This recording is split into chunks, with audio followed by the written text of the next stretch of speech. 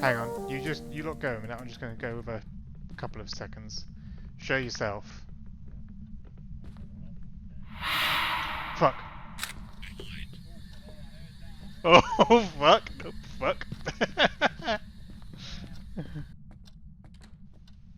Good afternoon and welcome to Phasmophobia. Specifically Phasmophobia in VR, because let's face it, that's what we're looking at. So, yeah, I mean, what can I say about it? It's a great experience. So it wasn't originally designed, I believe, with VR support in place, but much like No Man's Sky, the VR has been added afterwards so that you can sort of play the game with people who are both not in VR and also in VR. I'll pop some gameplay up on the background so you can see some of the things that I was doing on one of the last games I was playing with some friends.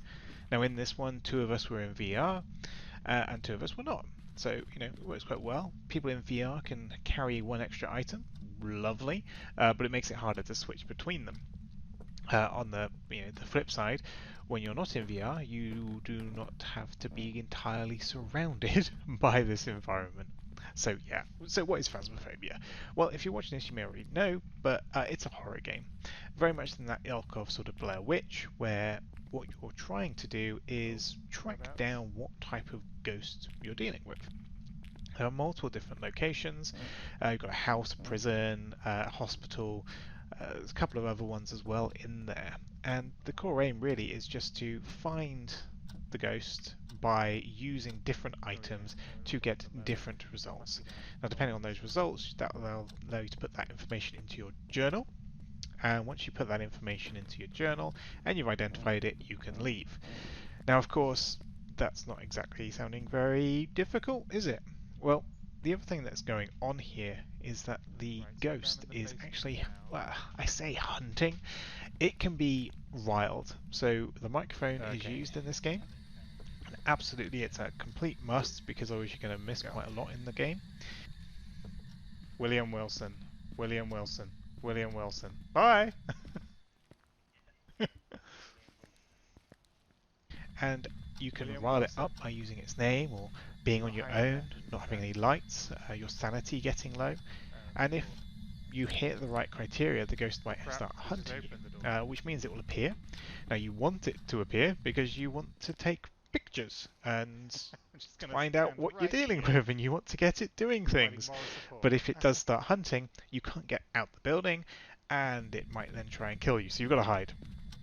And if you die, then you sort of don't get as much money and all that kind of stuff. So there's lots of little things kind of implementing into it, adding to quite a nice fun experience, especially if you're with other people.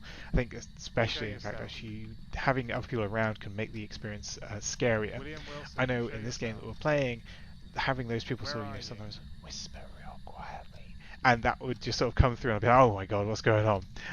Especially as during this I was trying to get the most immersive experience possible, so I had a headset over my headset in order to make sure I could get full-on surround sound. It was quite the experience. In terms of the sort of the sound, it does use that sort of like 3D-esque type sound, so things you can hear something behind you, or it's just to the side of you. There's a couple of parts where the ghost sort of whispered and I sort of spun around, nearly knocking all this new furniture that we've got. But again, after that one little fuck, everything's kind of back to normal and away you go.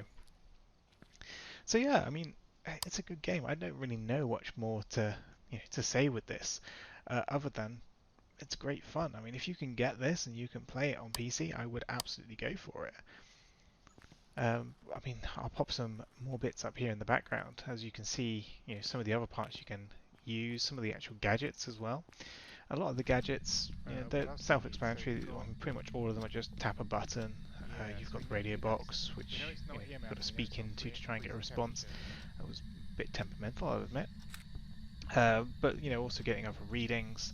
There's some things we just didn't end up using. Some parabolic microphones we didn't use. But that's probably more for if you're using the in-game voice. Something I perhaps didn't mention is that with regards to the voice, we were just using Discord so that we could just chat to each other wherever we were in the house or around and about. But actually, if you use the in-game microphone, it's a little bit different. So it's actually based on distance. So if someone was in the house, you wouldn't necessarily be able to hear what they're saying. Now that can be good because as you get closer to them, the voice gets higher. You can try and work out what's going on that way. Well, quite fun.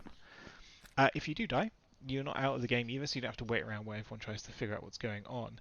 That person becomes the ghost. Well, not the ghost, a ghost, and they can walk around and see where the ghost is, and that can help, find out where they're going to be, what might try and rile them up, and or if they're hunting, help you try and avoid them as well. But yeah, I think that's enough for now. I'll leave it at that. And yeah, until next time, goodbye.